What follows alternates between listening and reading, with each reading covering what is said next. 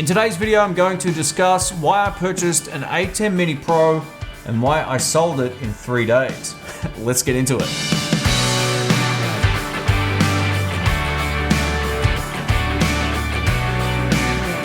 Welcome back, folks. My name's Shane. So before we get any further, just know this isn't to sort of rip on the ATEM Mini Pro. It's a fantastic unit. What this video hopefully will help you with is to decide whether or not it's actually right for you, because these were things that I didn't really think about before buying one. I bought into the hype, I think like everyone else has, but there's a few things about it that make it far less effective for producing videos and far more effective for producing videos than just running multiple cameras. And I'm going to explain who this is for with certain types of workflow in mind. Now, for some people, the ATEM Mini Pro will be the perfect solution. And in some ways, it was a great solution for me. But overall, it actually was detracting from my workflow. I'm going to explain some of the pros and cons. Now, firstly, let me mention a couple of reasons why I wanted the ATEM Mini Pro before we get into it. So there's 3 main reasons. 1, to up the quality of my live streaming with multi-camera switching. Number 2, I wanted the ability to turn any mirrorless camera into a dedicated web camera. We'll get into some of the pros and cons about that in just a moment. And thirdly, I wanted it as a dedicated switcher for actual productions to cut down on editing time. Imagine you're doing a long form piece of content like a podcast. It'd be so much easier in the moment to switch cameras and do the editing on the fly, as opposed to spending hours doing that in post-production. This particular video won't be a deep dive review of all the technical aspects of it. There'll be enough of those going up on YouTube, but this video aims to help you decide whether or not it's actually going to be right for your situation. I just was totally wrapped with this unit. I thought it was going to be the best thing I'd purchased for producing videos, and ended up just causing more problems for my particular workflow. So we're going to start with some of the stuff that I think you need to consider before you buy one of these, and then who I think it's for, and we'll cover that in different areas, and I'll leave some time codes in the description below. Let's start with time efficiency in terms of setup. Now, one thing I didn't even think about, which I can't believe it in hindsight now, it's just crazy that I didn't think about this, is the ATEM Mini is great for a dedicated setup. Now, I shoot in 2 rooms here at the house. I shoot in this room for my tech channel, and I have another room for my guitar channel. After moving the ATEM Mini from my production room out into this room and then back, I thought to myself, this sucks, and I was already extremely unmotivated to keep moving it back and forwards. You might not find that that's a huge deal for some people out there, but for me it is. I like to keep my cables managed properly as well, and it just keeps the room neat and tidy. It's a good workflow thing. So long story short is, if you plan on using the ATEM Mini Pro just in one room in a dedicated setup, it's fantastic. If you plan on moving it around, you're gonna waste more time setting it up, packing it up, and then setting it up again, as it would take just to edit the video the conventional way. This next point might seem like an absolute no-brainer, but I only thought about this 50% of the way. When I purchased it, my main goal was to have it in this room only and just be able to switch between camera views and have the ATEM Mini Pro right in front of me. And for that, it's fantastic. In my second YouTube room, which is where I shoot my guitar videos, I wanted it for live streaming in there to switch cameras. And I knew almost instantly that the position of where I sit in the room in relation to the cameras and in relation to the ATEM Mini Pro, it was just very, very awkward. I literally had to reach right over and touch a button, and if I've got an expensive guitar on my lap or even a cheap one, I don't want to damage it or drop it or anything. So having to do that all the time on a live stream is just no good, right? Like, it just looks stupid. I'd rather just not bother and just have a single camera view, which is what I went back to. I went back just streaming straight into my Elgato HD60, and it worked. One camera was enough for that room. So yeah, I kind of felt like, oh, why did I get this thing? And I can't believe I didn't think about that. Again, if you're gonna have it right in front of you or on a desk where you sit, gamers and so forth, it's gonna be perfect. Peter Gregg does a great live stream on his YouTube channel where he stands and he switches between cameras. That's a dedicated setup.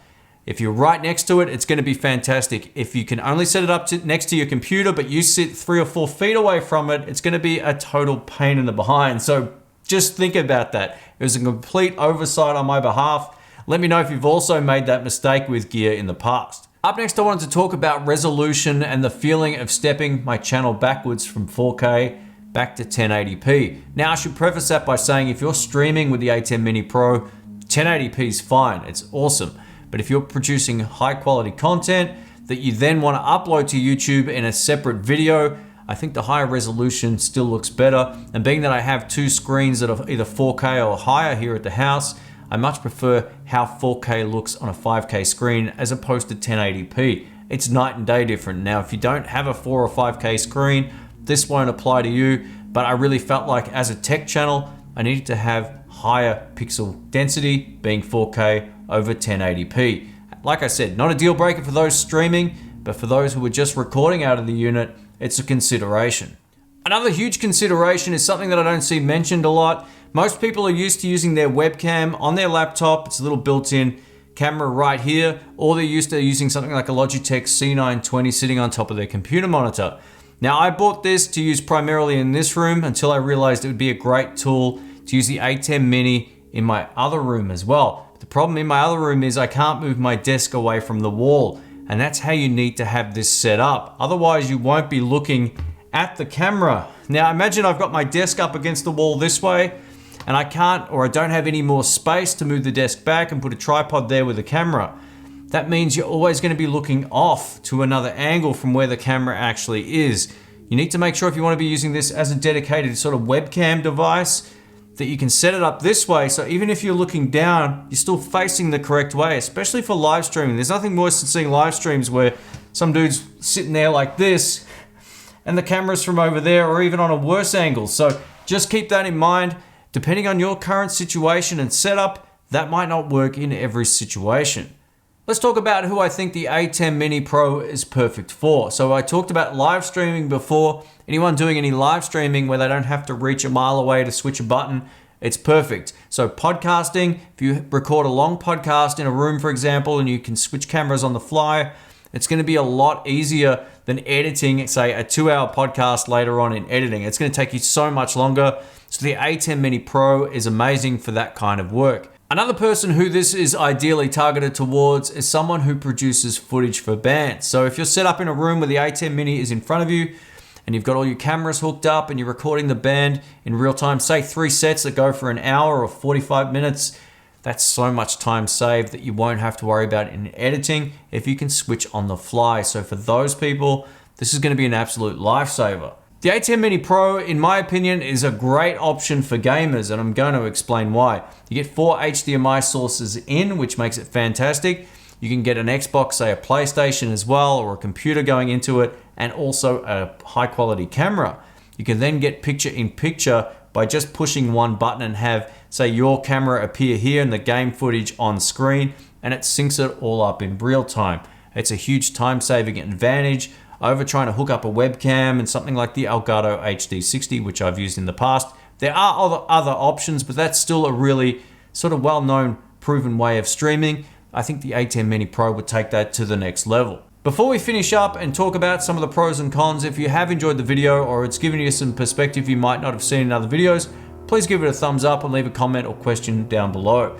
So I just wanted to talk about some of the stuff that I found I either thought was a great idea before I got it, and then later realized it wasn't, or some of the stuff about the ATEM Mini Pro that totally rocks. So the first thing I love about the ATEM Mini Pro, you can record directly out of the back via the USB-C port to an external SSD. Makes backing up projects on the fly just an absolute breeze. So if you're recording, say, or doing a live stream, you can hit record, it will record to a hard drive within the unit. So if your stream drops, you've still got that backup. I think that's fantastic. It also means if you're doing a production video where you've got all your camera set up, you can record directly into that hard drive. That's a really cool feature. One of the key features of the ATEM Mini Pro versus the ATEM Mini is its ability to just encode the stream straight away, straight to the internet. But being that it wasn't something that I was going to use, I really suggest you work out whether or not that means much to you at all. I'm going to say this, if you've already got something like an Elgato HD60, get the Mini, don't get the Pro unless recording to the hard drive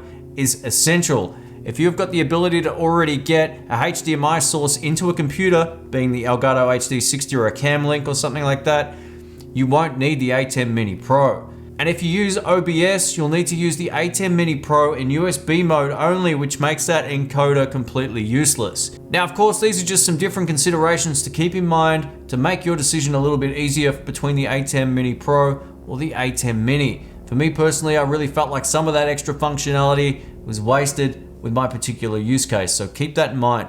Thanks for watching, folks. My name's Shane. If you're new here, don't forget to subscribe and click the bell. I hope this video has been helpful. If you do have any questions, I try to reply to everybody, so leave them below and I'll get back to you as soon as I can. Now, like I said at the start of this video, I think it's a really great unit, but it wasn't suited to my particular workflow after I actually got it in my hands and used it. I was really hyped for this. I thought it was going to change my workflow and make it more efficient, but being a solo show on the most part, it didn't really feel like it was adding anything that was going to be that much more time saving as opposed to the way I was already working. The more I thought about having to move it between rooms, the more I realized this is going to be a huge pain. I know there's some people that might be saying, hey, why don't you just leave it set up in one room? For two reasons. I don't want to leave cables everywhere. The second reason is in my other room, having to reach it from the center of that room where I sit, it's going to be pretty tough. But I really think for the right person, the ATEM Mini Pro or the ATEM Mini is fantastic. You can get some really great results out of it, but it wasn't for me in the end. In the end, I felt like I should just use my Elgato HD60 with my GH5 when I want to go live, and that looks plenty good. So that's what I'm going to do from now on. I'm going to do more live streams coming up with Q&A as well, so don't forget to subscribe. My name's Shane. Thanks again for watching. Catch you soon.